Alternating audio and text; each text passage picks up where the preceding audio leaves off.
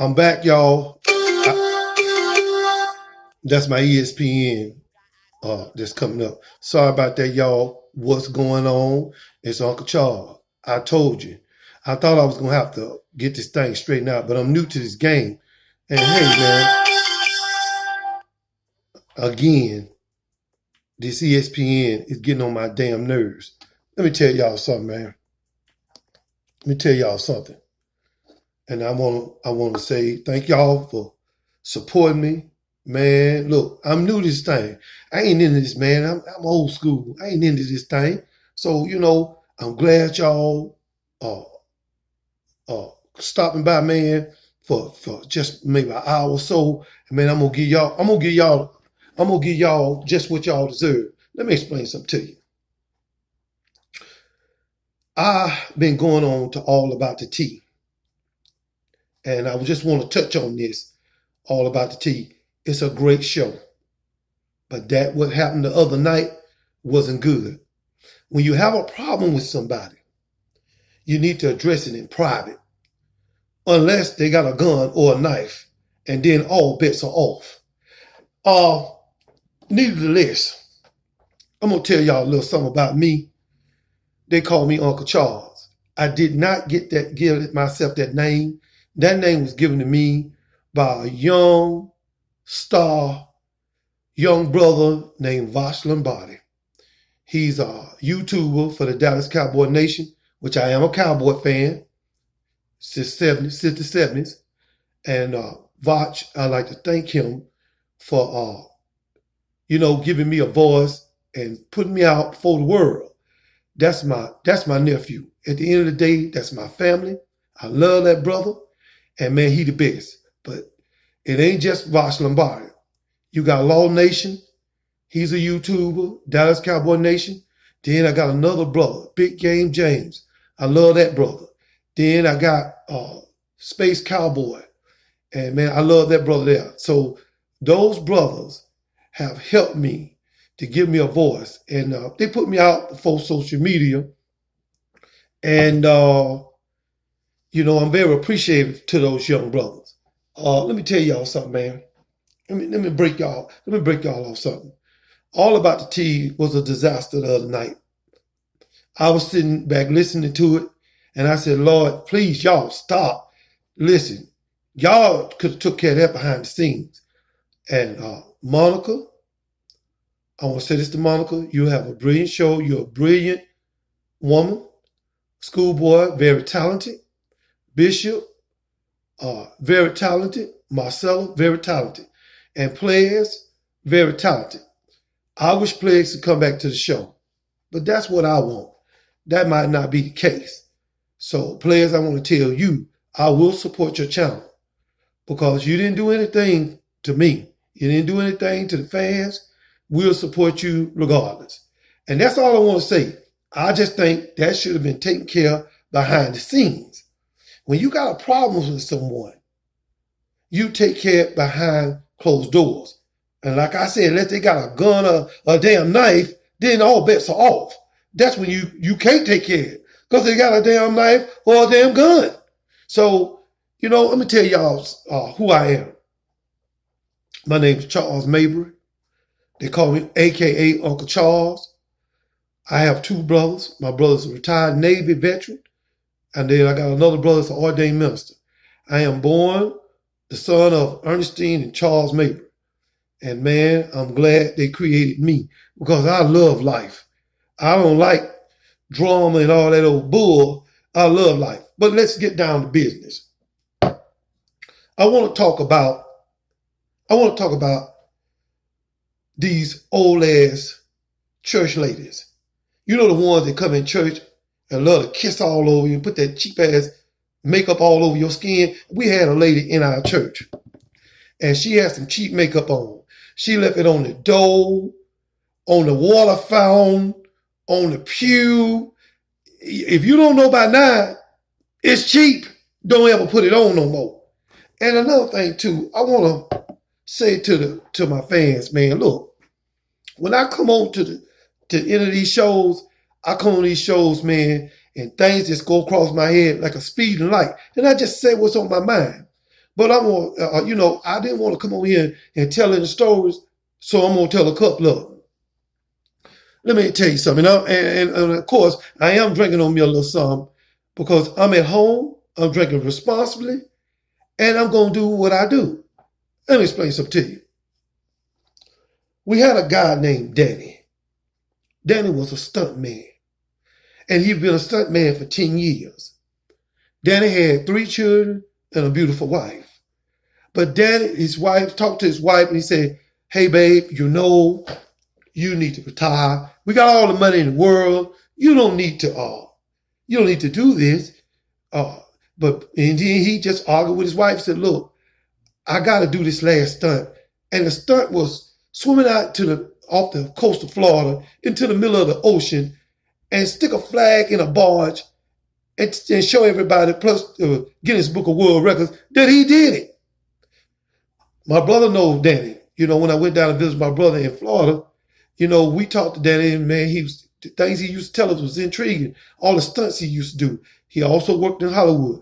Well, we got wind of this, and we told Danny, look, man, you don't need to do it, man. If your wife tell you don't need to do it, you don't need to do it. He said, well, I know what I'm doing. I'm going to do this. So he went on, got his crew. He went on out there. He got in the water. And they had told him before that his man eating sharks at this time of the year, but his ass didn't listen. So he swam on out there. He did what he's supposed to do. Went out there, got that flag, and stuck it in the bar. And he raised his hands up. Everybody was clapping. Everybody was celebrating. And Danny started to swim back to shore. Well, he swam and he was doing real good. And just before he stepped his dumb ass onto the beach, a man-eating shark came out of nowhere and chewed his damn leg off. Well, you got to expect that Danny is in full shock. So somebody got to call the ambulance. So they called the ambulance. Danny bleeding all over the place. They get him to the hospital, 8 hours in surgery. And he woke up the next morning and the doctor came in and said, how you doing, Mr. Randy? How you feel? He said, I'm okay, and I'm not, just in a little bit of pain. He said, Doc, where's my leg? And he said, the doc told him, said, look, Randy, we couldn't save your leg. The shark got it. All of a sudden, after 8 weeks of rehab, his wife took him home. Well, when you're incapacitated, you can't do the number 1 or the number 2. So she had to take a bucket in there where he can do the number 1 and try to help him to the bathroom when it's time to do the number 2. Well, his wife got up. She made him a silver bell. And she said, hon, whenever you need something, just ring that bell. Ding-a-ling-a-ling. And, Randy said, well, babe, I'm going to try to get to the bathroom on my own. That morning, she got up. Kids got up. She said, I'm going to go downstairs and prepare the children's breakfast. And so Danny passed a little gas in the bed, and he unfortunately did the number 2. Unfortunately. He said, babe, I done did it again. Oh, Randy, I just cleaned you. All of a sudden, she said, hold on just a minute. Then you heard a door slam, and another door slam, and a car crank. Randy looked out the door, and he seen his wife leaving with the kids. He was so hurt, tears streaming down his eyes. But Randy, if you don't know what to do, your wife don't left you with a number 2 on you. And see, when we don't listen to our wives or we don't listen to our husbands, especially when they feel very strongly about something, we need to take in consideration of what they're telling us. And Randy just didn't listen. And now he's sitting up there with some peanut butter on him that he don't want. Now, moving on from that story. I am tired. Of these crackheads stealing my meat off my barbecue grill. I am tired of them leaving evidence that they did it. And I am tired of people with this funky ass breath. Now look, you got a pastor here at your church, and the pastor love to talk. He's a talker, but he don't know that his breath is funky. Any two time, y'all, that you get somebody a cup of ice and their mouth start boiling, you know their breath stink. Your breath is hot. In fact, they need to call you Flame. Everybody know your name. So, we need to, we have a problem in this country with hygiene. We really is. Any two time you go out to the club and you come back with your funky ass and get in the bed and think you smelling tired fresh, your ass is wrong. You funky as hell. And then another thing too, they showed a video of this woman, if you want to call her that. She decided to go out with her friends. And I guess her baby's father come over there and went in the house. She had bugs everywhere. All over the wall, all in the sink. He stepped on a bug and he didn't die. What kind of damn bug is that? A damn bug that don't die? Come on, man. And she go to the club. How can you go to the club and shake your ass and you got brown bugs, black bugs, and then he even seen a white bug? I ain't never seen a white bug. Now you talking about real integration when you see a white bug. God damn. It just, we need to deal with our hygiene, y'all. We really do need to deal with our hygiene. And to be fair, you got people expediently clean, and they don't want no dirt, no funk, no acid all over the house. Let me tell you something. I went over a friend of mine's house. I don't think y'all heard me. I went over there. He said, "Oh man, I'm glad you came, man." And man, this joker had clothes all over the place, dishes all in the sink. Then I said, "Look, man, because I've been drinking beers, I'm watching the game. It smelled like ass in the house." I said, "Man, I got to use the bathroom." And then I go in the bathroom, and I got to look up at the ceiling to keep from looking what was in the toilet, which was some chocolate bananas somebody didn't flush. And that's just plain old damn nasty. But I'm going to tell y'all something. I want to address something about, this whole thing about, being straight and gay and all this stuff. And my whole point of view on this is that if you gay, that's your life. My life is a straight heterosexual male. I love my wife. I love my kids. And that's how I am. People want to know what I think. I said, well, gay people deserve to run a Fortune 500 company. They deserve to be in the Air Force, Navy. They deserve to own a house, own property. And they're Americans, just like we are. Just like you got blacks, you got whites, you got Buddhists, you got Baptists, you got Muslims with their bean pies. And, hey, everybody is different. Well, I had a situation, and I moved into the house across the street, and white guy, he was a doctor, he came over, and he introduced himself. I knew he was gay. I ain't have to figure that out. I already knew. I said, well, thank you for introducing yourself. And 2 days later passed, he was out there getting his sleeves off the ground. And he said, "Hey, Charles, can you help me with these leaves?" I said, "Sure, man. I'll help you." And we raked up about 9 bags of leaves. And I said, "Well, look, man, I'm going to go ahead on. Look like you got it under control. I'm going to head on." And he said, "Look, hey, hold on just a minute. I'm going to go ahead and pay you something." I said, "No, man, this one on me." He said, before I walked out the yard, he said, "Let me ask you something." He said, "Would you like to come over for some drink?" Now, damn it, the book stops there. I said, "Look, man," I said, "whatever you got going on in your life is your business." I said, "But I did my neighborly duty, and now you want me to come over and have drinks." And then somebody said, "Well, what's wrong with having a beer?" It ain't about having no beer. He wanted some wine. And like I know, wine make you sleep in beer. And because, see, let me tell you something. Even if I was gay, hell, I ain't in no shape, and they wouldn't work out for me. I will not get hit upside the head, gagged, and then I got stilettos on my feet when I wake up. I can't do that. I can't roll with that. The issue is this. If you gay, you gay. That's you. I got no problem with that. The thing is that it's when you tried to trick me. When you tried to hit me upside my head and slither me down in honey mustard sauce. That's my problem. You trying to trick me. See, I came to you, you took my kindness for weakness. And that's where a lot of things go on in this world when people don't present themselves as being genuine like they are.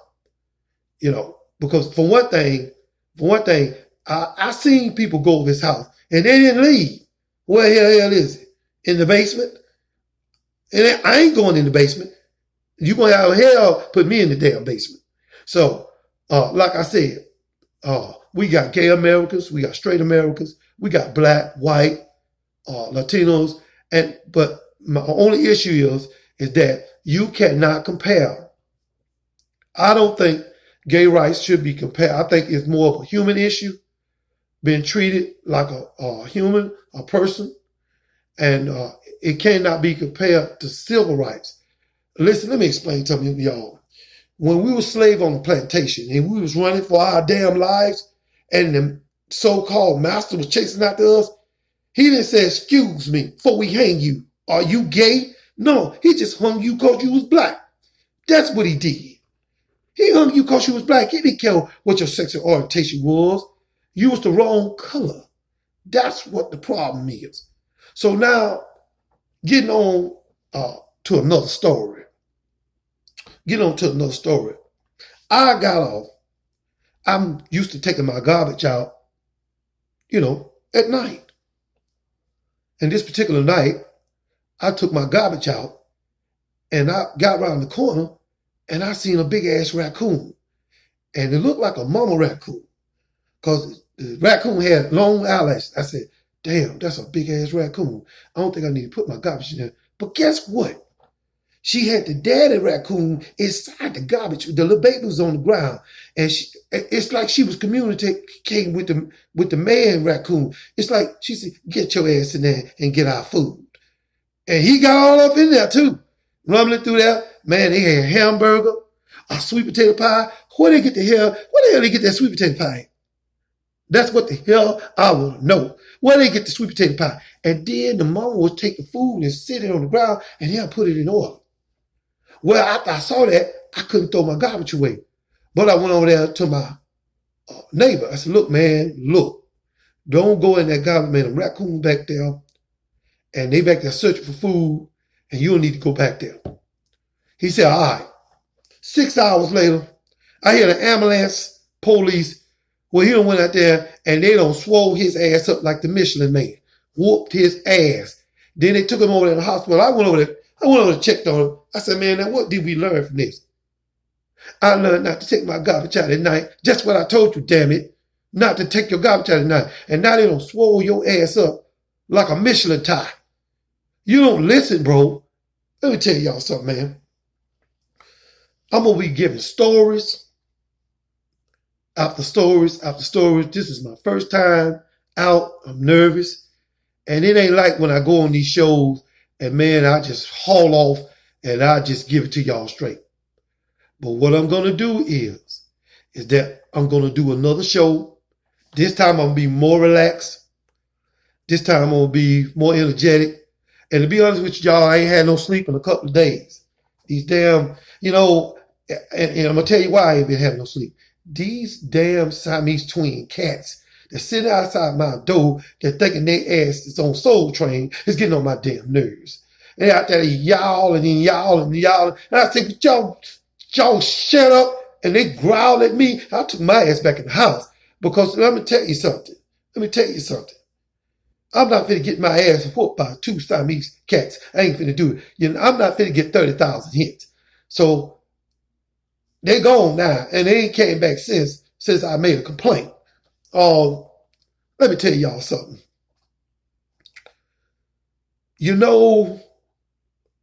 Morally, we need to do what's right in this world. Whatever you call that is right and wrong. You know, if you who you are, you who you are. Tell the world who you are. Don't be ashamed of who you are and what you are. And the thing is that you'll find out that your life will go a little bit smoother and the world will be a little bit better. Because, you know, I'm going to tell you something. You know, I used to go to church a whole lot. I stopped going because every time you look around, the preacher either wants some money or some booty. And I don't know what's going on with these preachers. Well, you know, I'm going to tell you something. This lady was leaving an abused relationship. She went to this new church and the pastor introduced himself. You know, they're always doing that. And she said, Pastor, I thank you for letting me come to the church. And, you know, all of a sudden the lady went home. The lady had a funny feeling. She looked out her window and she said, that car looked familiar. She said, that's the car the pastor was in. He riding around and around and around this lady's house until his dumb ass run out of gas. You sure look stupid as hell walking down the street with some wingtip shoes on and out of damn gas, you dumb ass. Freak, a damn freak. He the kind you said, good night. And he said, good night. And then you shut the door. He stuck to it like Velcro. Freak, just a damn freak. You got people out here. They walking around naked, funky, biting folks' ass. And I don't know what it is. I don't know what it is.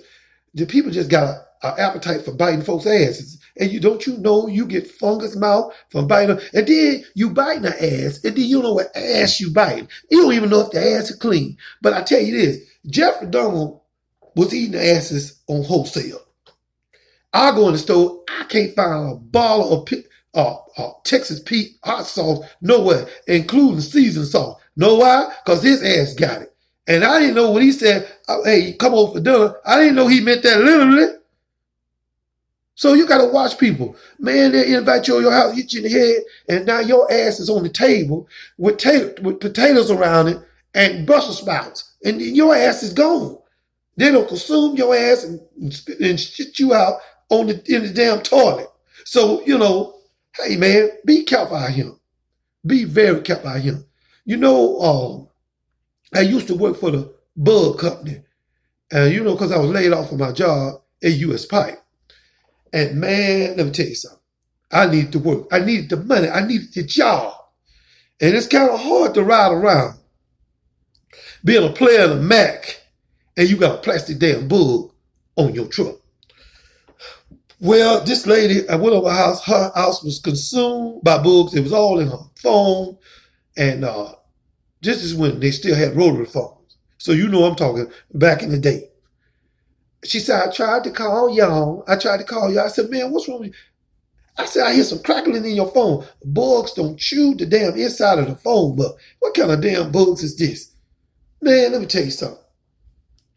She said, are you going to spray? I said, ma'am, your house is infested with bugs. I only got one can of spray, and I don't think I'm going to be able to help you, ma'am. I don't think I'll be able to help. Well, if you don't do it, I'm just going to have to call your boss. I said, oh, yeah? So I left. And you know what I left her ass with? Her damn stink-ass attitude, her damn loud-ass mouth, and them damn bugs. So you deal with that, sister. And I left her with them damn bugs. And I got a lot of friends. I got a midget friend. His name is Sweet Willie. And I got an African friend, Matumbu. And he worked down there at the gas station. And, you know, I see him every day when I go get my snacks and whatnot and my beer. And, you know, occasionally I might give me a little wine. And I seen him come in the store because he was relieving the other African dude. I said, man, what's wrong with you? Your head down. He said, man, I got a ticket. I said, a ticket for what? For speeding. I said, for speeding? How fast was you going? They say I was doing 60 in a 40. I said, well, look, man, all you got to do is you got to go ahead and pay for that ticket. He said, but I don't have the money. I said, look, let me tell you something. Man, if you don't pay that ticket, They're going to come at your ass 4 deep, and they're going to lock you up. I said, man, let me see the ticket. They give me the damn ticket, man. I said, see that number right there? I want you to see it. Look, damn it. You call that damn number, you pay it with your debit card, and then you got to worry about these folks come get you. I said, look, man, you going to do it? I will do it. Thank you. Thank you. I said, look, man, you know I talked to you about your country, Nairobi. It's an African country. I think it was Ghana, Nairobi, or Guinea, wherever it said. I know wherever it was hot as hell. And I said, look, man, you know, I wanted to ask you a question. You know, me and you talk. I said, man, I want to ask you. I said, man, do y'all got big ass rats in y'all country? He said, we do. We have big rats. I said, they're bigger than the New York rats. They're huge, brother. I said, well, then show me a picture of it.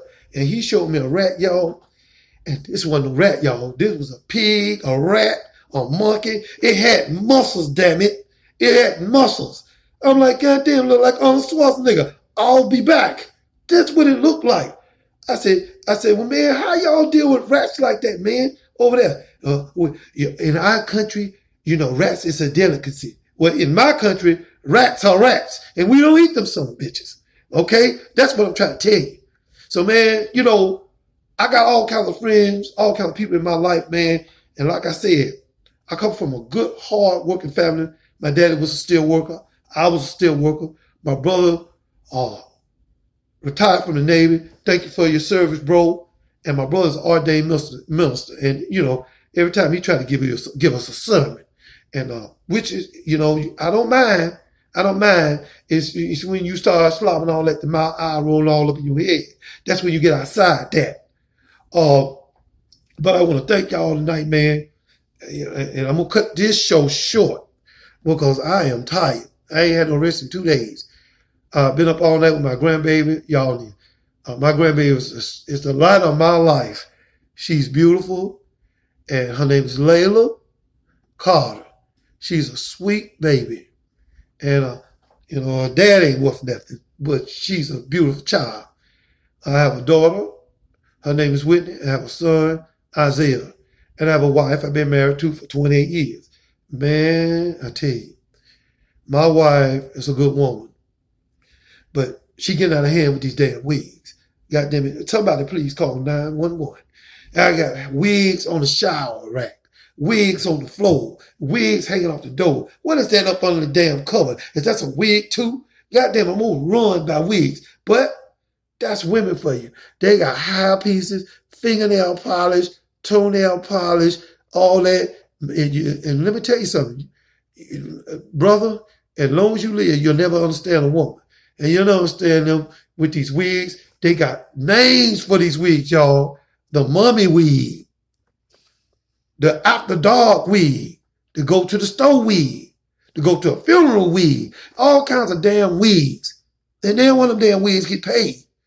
So I really don't care what she wear. When you start wearing the wigs and bring home a check, then we'll be all right. Let me tell y'all something. I am tired of going out of here and seeing people out here walking around Krispy Kreme naked. Put some damn clothes on. Nobody wants to see your marbles. No one will ever see your marbles. Then I seen a dude, he was over behind a building and he was scratching himself. He ain't no damn dog. I said, you need to get some cream, man. He don't toe himself up back there in the back there. He don't scratch himself until his eyes roll up in his head. Man, you need some cream, man. They got stuff you can get, bro. So, you know, don't be doing. And then another thing too, why do that in public? You want to scratch yourself, go in the bathroom, close the door, and just have at it. You can play volleyball with your marbles falling. I give a damn. I don't care. But I like to thank y'all, man. I'm trying to go 30 minutes. And like I said, this is my first time out. I appreciate y'all for coming through. Man, I couldn't get the video straight. I didn't know how to do it. So I'm not into social media. Social media need to be into me. Because, buddy, let me tell you something. I got most stuff I need to tell y'all. Man, and you know, of course, you know I'm drinking on a little bit. And then I'm going to go back in here. I'm going to say my prayers and go to bed. I ain't going to say no long, dragged out prayer. Like some people be praying and God is not listening. You say one prayer and leave it up to the man upstairs and move on. That's who take care of your problems. God. And then at the end of the day, he's the first and the last. So that's all I can tell y'all. And for all you young men out there gang banging, y'all need to put them guns down. We losing too many of y'all young brothers. And you know, I seen another brother yesterday. This joker had his pants down past his damn ass. He had a damn claw tattoo on his neck, and he had a damn 6 burned in his forehead. And said, "Sir, you want to buy a video? Buy a video of what? Hell? Because that's where you just came from. That's where you just came from. First of all, I'll buy something from you if you can tell me how the hell you gonna get that damn 6 off your forehead. I'll buy something then. And then another thing too, you know, you wear your pants down here. Let me tell you something. You got these booty snatchers out here will steal your booty like groceries. Okay? Stop running around here with your pants down before your butt cheeks be on somebody's table. And that's all I got to say, y'all. I'm going to end this live video. I thank y'all for coming through. Man, I love y'all, man. I hope y'all love me. I got some more stuff I want to tell y'all, and I'm going to come back. This time I'll be more prepared and more rested, and man, I will be more on fire. So this is just the first video out the gate. Y'all don't know what y'all in for. I ain't playing, y'all. Why? Because I'm Uncle Charles. See y'all later. Love y'all.